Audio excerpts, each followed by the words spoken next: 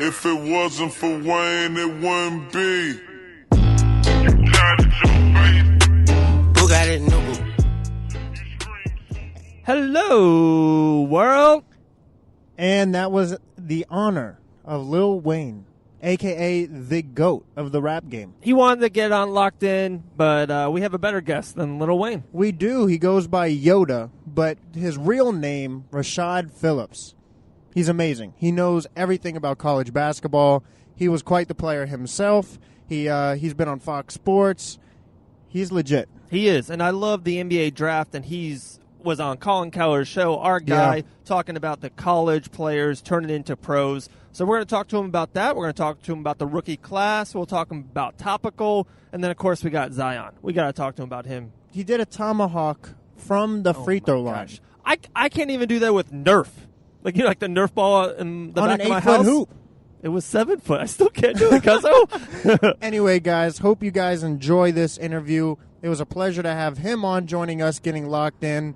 And like always, stay locked in. Just making sure the levels are good before we go live. So I'm Max. Hey, this is Dave. How you doing, buddy? Hey, Dave. How you doing? Real good, sir. Real good. Appreciate your time. All right. Absolutely. We are about to go live in 3, 2, 1. Okay, we have Rashad Phillips joining us via Locked In Satellite Radio. How you doing, Rashad? How you doing, guys? We are doing great. But I had the most important question of the day, maybe besides basketball. Why did they call you Yoda? Well, if you dig into the files of Star Wars, Yoda was a master Jedi, and I think he taught Luke Skywalker and so forth when you go in regards to the movie. So when you look at it from a basketball standpoint, I guess with my old age now, people consider me the wise basketball player that's able to predict and help other players get through some of the landmines of basketball. And a lot of people look to me for that type of advice. So the name Yoda was given to me by a lot of people, and I just kind of took it and it kind of created its own form. That is awesome. That's a nickname. That's a good one. That's one you keep. That's what you do with the college basketball, right? So you're using your skills to break down the future of these college basketball players. Yes. So it has a nice little ring to it, and it's kind of fitting for what I've been doing in regards to the platform that I've had. So it works. That is awesome. Well, speaking about college basketball, we both are very high on Duke right now. They just have so many young athletes that are just ready for the NBA. What do you think about Zion Williamson? Obviously incredibly athletic, but he's 6'7". They listed him at 280 pounds. Do you see him dominating the college game and then transforming that to the NBA level? I really like him as a prospect, but I think a little bit we have to kind of pump the brakes in regards to talking about this type of kid, because he hasn't really played a college game yet. He has been inferior to the talent that he's played around in South Carolina. But there's a lot to be left there as far as a basketball skill standpoint. He has the athleticism. Obviously, he has the size. But when you're playing at a high level, there's other factors that come in when you're trying to be a significant player. And there's some of the things where, in regards to ball handling, IQ, passing, some of the things that a good basketball player possesses. I don't think he possesses those type of skills yet, because he's been able to rely on those attributes that you said in the beginning, his athleticism and his power. Yeah, he has to add tools to the toolbox. That's what he's got to do this year. Yes, so there's not enough footage of him showing that. So that's why for me, when I evaluate talent, I have to give it a couple of months so we can at least see where he stands in those type of departments. Yeah, and that's where the mental aspect of the game of basketball comes in. Is he willing to improve? Does he have the basketball IQ? Because in the NBA, everybody's athletic. Everybody's a freak of nature. Everybody. Yeah, exactly. And then now, staying on Duke, you also have R.J. Barrett. I mean, he's arguably projected #1 overall pick. How do you feel about him? I really like RJ. I got a chance to watch him in high school at Mount Verd. here in Florida, not too far from where I reside. So I was able to watch him in high school. He has the basketball pedigree, so that always goes a long way when your father played and so forth. I really like him. He's a great transition player. He can get out and run. He's a really good athlete. What I want to see though, the jury's still out for me with him is his inability to play half court basketball. Mm-hmm. So I haven't seen him play control half court basketball. So again, going to Duke and playing games in the ACC against the Clemsons and the Virginians, where you're forced to play half court basketball and not rely so much on your speed and athleticism when you're forced to be a basketball player, is how I'm going to evaluate RJ as well. So again, the time is still on their side to be evaluated by me in regards to me making my final decision on how I feel about those guys. Wow, very cool, very cool. It's been an awesome off season. The topical with LeBron, Jimmy Butler now so much. But let's just put a bow on the NBA draft. We know how much you love Trae Young, so we can break him down a little bit, how you think with Atlanta, the summer league's over. Like Kevin Knox, to me, was the breakout star of the summer.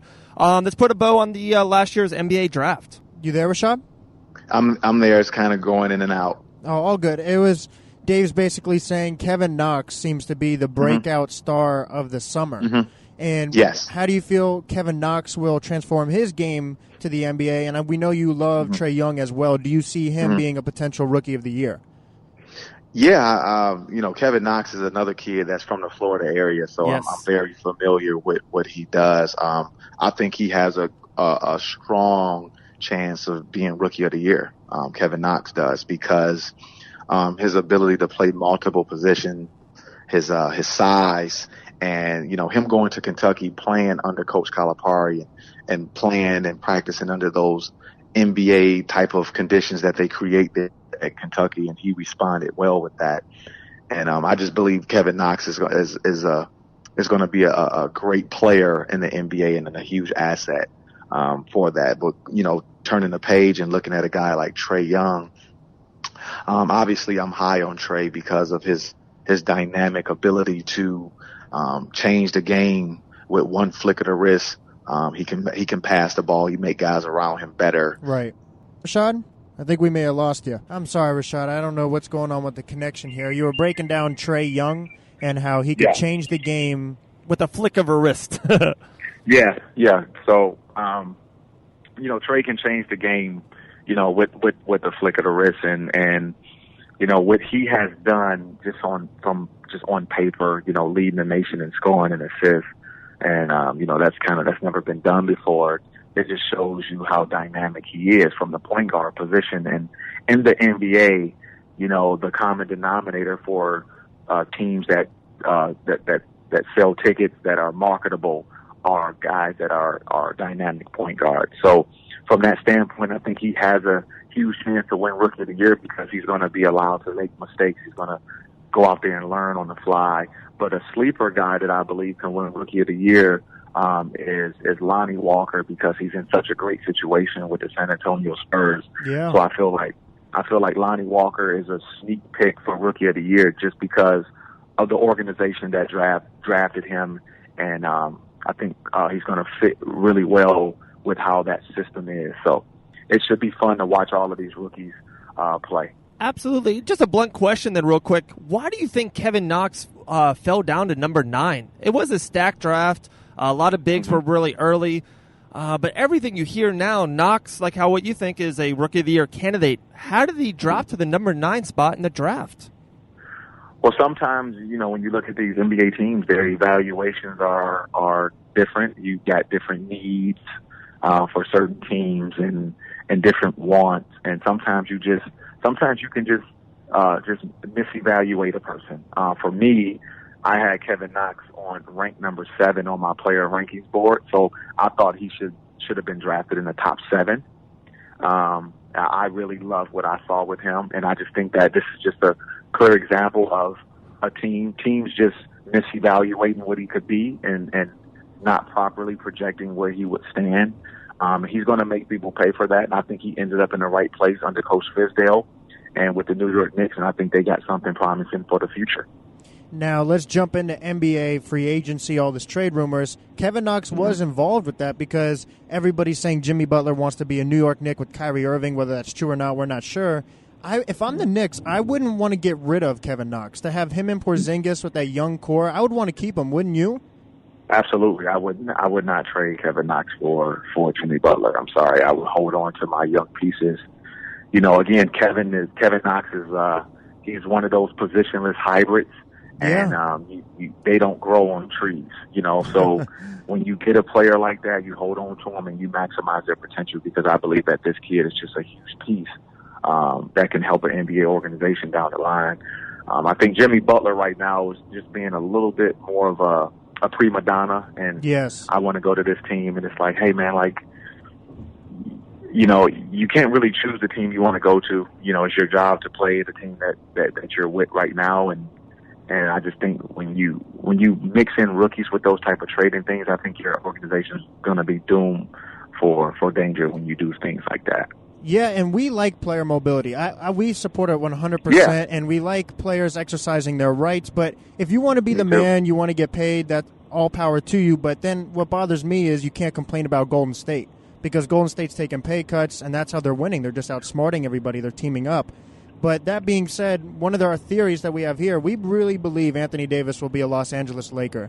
He just switched agents. Now they're the same with LeBron James. He has a house in L.A. Do you see Anthony Davis going to the Lakers next season? 100%, yeah. Wow, 100%. You heard it from Yoda himself. Yeah, I tweeted that the other day. Somebody asked me about what are the Lakers going to do this year? I said, well, they're just going to wait till Anthony Davis comes next year. So I stand by that. I don't have any sources or anything. That's just my intuition. Yeah, and I still think the Lakers are a solid team this year too. They have playmakers. Yeah. They're young. I love Rondo with LeBron. Now LeBron doesn't have to be the playmaker all the time. I think Ingram, and Dave and I talk about this all the time. Dave, Ingram went from 7 points per game to 16. That's a huge jump. Yeah. I got a big, bold prediction. I think Brandon Ingram's going to be a borderline, or with injuries, he will be an NBA All-Star this year. I really do. I think LeBron will elevate his game. The Lakers in that 4th, 5th seed in the West, probably at the All-Star break. I got Ingram as a borderline NBA All-Star. I like Ingram a lot. A lot of people are really high on him. I just think he's a really good, serviceable player. I think he's going to definitely play better, obviously, with LeBron on his side. Right. But I think Kyle Kuzma is the guy that you want to keep your eye on, because he's the guy that just has he has the it factor in regards to he's just a tough kid from Michigan, plays hard, kind of came up the old hard-fashioned way. So I just think a guy like Kyle Kuzma will be the X factor for the LA Lakers run this season. Now, everybody's saying that there's no shot anybody beats Golden State with 5 All-Stars. I mean, DeMarcus Cousins isn't healthy at the moment, but when he does return to play, he's an All-Star. We like the Boston Celtics as well, but obviously Houston had Golden State up against the fence. Melo coming off the bench. He may be the 6th man. He may be a starter. Do you see Melo having a little more self-awareness, kind of contributing to the team, doing whatever they want, not necessarily what Melo wants? Do you think they have a shot against the Warriors? I do. I do think they have a shot. It's all going to depend on if Carmelo wants to buy in to the team and what they're trying to accomplish as a team. I think Carmelo now is at a stage of his career where he can look in the mirror and say, you know what, I've done everything I possibly can do as an individual. And when you're a great professional, which I consider Carmelo Anthony as, is that you have to start to say, okay, let me get to the team aspects of it. Because the ultimate goal when you're playing is to win the game, and especially after you've made all your money. I don't think he's playing for money anymore. So the only thing left for you to do now is play for is a championship. So hopefully he's at that stage of his life in his career where he just wants to contribute, and I believe he can be a 16, 17-point scorer and help Houston win. But on the defensive end is where he's going to really have to buy in. Hey, a zebra does not change his stripes. Carmelo Anthony will not change. I've been trying to tell Max this all off season. I do not like him in Houston. I think it's a horrible fit. I really do. That's my 2 cents. But hey, we will see. I liked your Kuzma. I think that's funny. You're Yoda with Kuzma. I guess I'm Darth Maul with Brandon Ingram. I'll take that one. And and I love your basketball IQ. We've been following you, watching you. I think you're just tremendous. What's a player? Oh no, you're welcome. What's a player or a team going into this season that you're like, oh, I think someone's sleeping on them? Maybe the Bucks are like a dark horse in the East, or a player you're like, wow, he's going to have that jump. Colin Sexton in Cleveland with the ball. Who do you have as a dark horse? I like the Indiana Pacers. Okay. I think that with the draft pick with them grabbing Aaron Holiday this past June in the draft with that 20th pick, that takes Victor Oladipo off the ball a little bit, gives them another playmaker. So I believe Aaron Holiday, that addition to the Indiana Pacers, will maybe get them into that Final Four in the East. I think the Pacers is a team that you want to watch out for. I think Cleveland takes a step back, but I think Colin Sexton takes a step forward. Yeah. I think Colin Sexton is going to have a tremendous rookie season because they have nothing else to hang their hats on, and he's such a competitor. So I think Colin Sexton will he may be the top scorer out of all the rookies because I think they're just going to allow him to play. He's going to have a little bit more of an advantage than Trae Young because the Atlanta Hawks is still not a good team. Cleveland is a better team. They have better guys around them, and they're used to winning because LeBron's aura is still there. So I think Colin Sexton has a chance to maybe get Cleveland into the playoffs. Playoffs? Come on now. Cleveland in playoffs? I don't think so. Yeah, I'm not sure. Well, the East, it's different in the East, but I'm not sure. Well, you look at the East, but just look at the East, guys. It's not stacked. I got better, though. It did get better. I mean, you have Toronto, Philly, Boston, obviously, are the top three. That's you got it. Washington. And Washington's up there. Yeah, no, Indiana. I like Milwaukee. No, after that, that's it. You still got 3 more spots. That is true. You still got 3 more spots, and those 3 spots can be playoff bound with 35 wins. Oh my gosh! So you have to look at the math. Yeah, you have to look at the math. Wow, that is very true. We like Ben Simmons as well. We think him for the 76ers with Joel Embiid. Talk about young players. We think he's the next best player. We really do. I think he takes the throne after LeBron. I love Ben Simmons. I think he's fantastic. I think he's a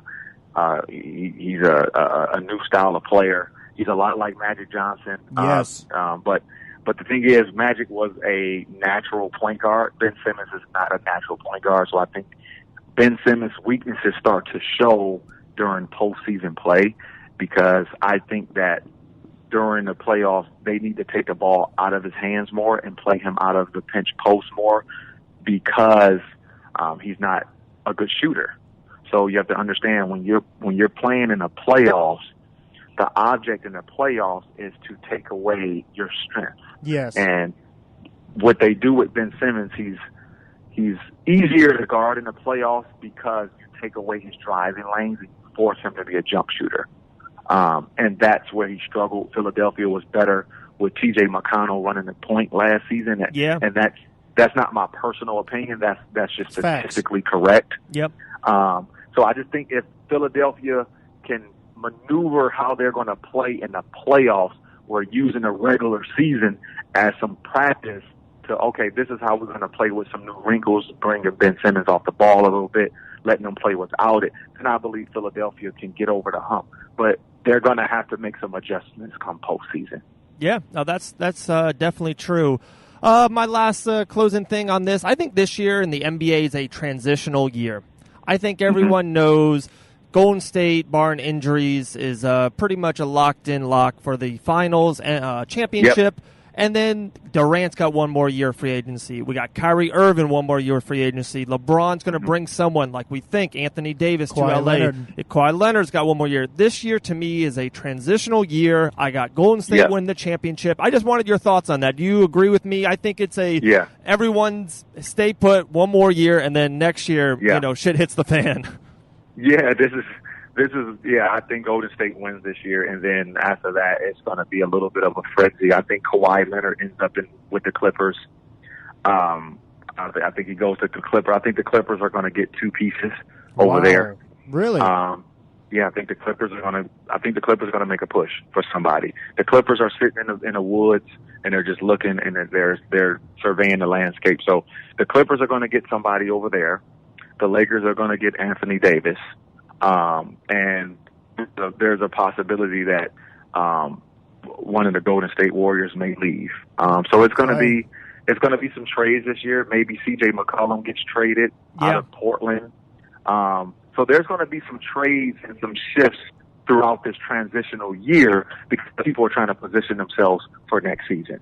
Yeah, and you see everybody with the aggressive mindset. I love Jerry West with the Clippers. Magic Johnson and Rob Pelinka have been amazing. Obviously, you have Daryl Morey with the Houston Rockets. So this offseason will probably be one for the books.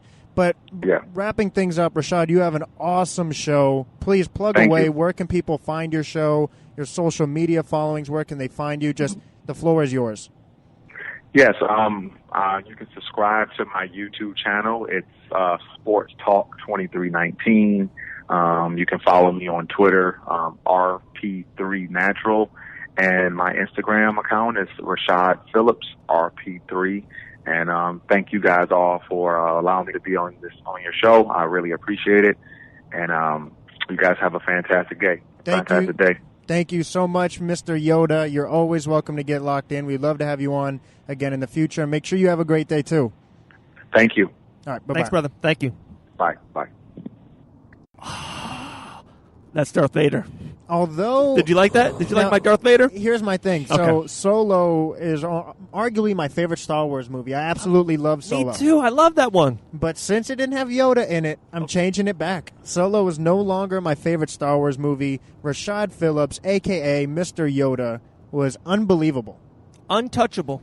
Untouchable. I loved unbelievable. His basketball IQ is just bar none. It really is. It really is. So, guys, make sure you please check out his YouTube channel. He's on Instagram. He's on Facebook. Check him out. He breaks down all the college players, truly explains why he's called Yoda, and it was such a pleasure to have him on. It is. And can I get locked in, Cuzzo? I'm ready. Of course you can get locked in. That's the name of the show. I said it on the show with Rashad, and we went back and forth on it. I'm just going to go for it and go out on the limb, I think, and I think it is.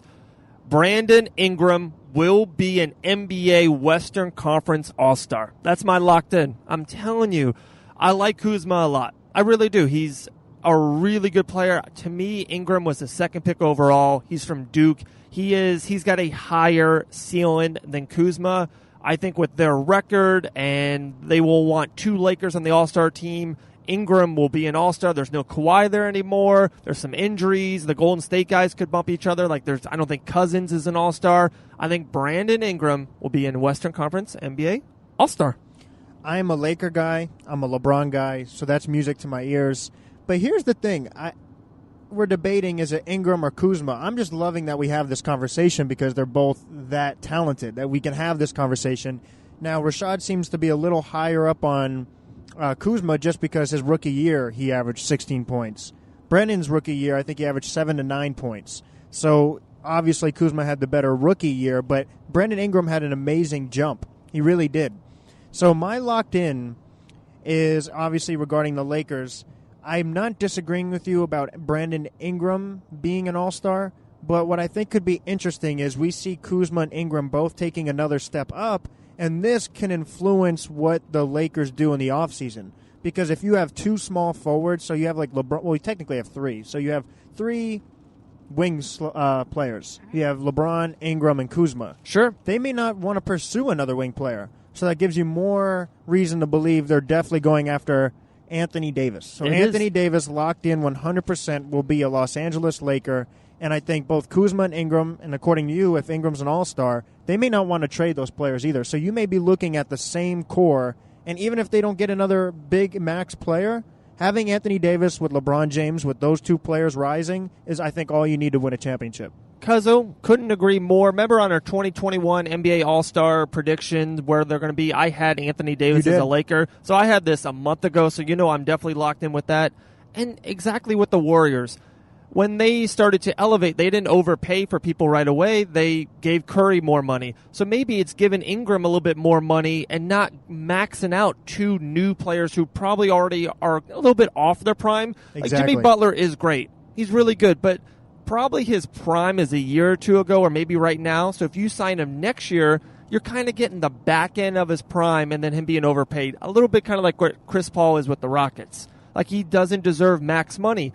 So let's pay Ingram, let's pay Kuzma, and then let's give Anthony Davis, who will be in his prime, max money, and then sign like a good, smart veteran.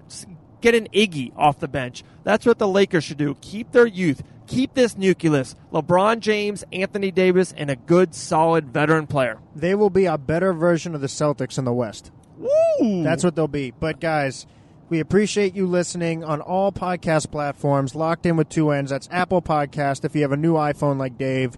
If you have an Android, you can get it on Spotify, Stitcher Radio, iHeartRadio. We are everywhere. So download, subscribe to Locked In with two N's, 5 stars. Leave a comment. Give us Dunkin' Donut gift cards. We truly appreciate all the love and support. And lastly, the last plug here. You can find us on social media, Locked In with two N's. If you like the Facebook page, you can join the community. We debate all the time. Debate of the days, NFL, NBA, UFC, you name it, Dave's hair. So appreciate all you guys listening. Check out Rashad Phillips, a.k.a. Yoda.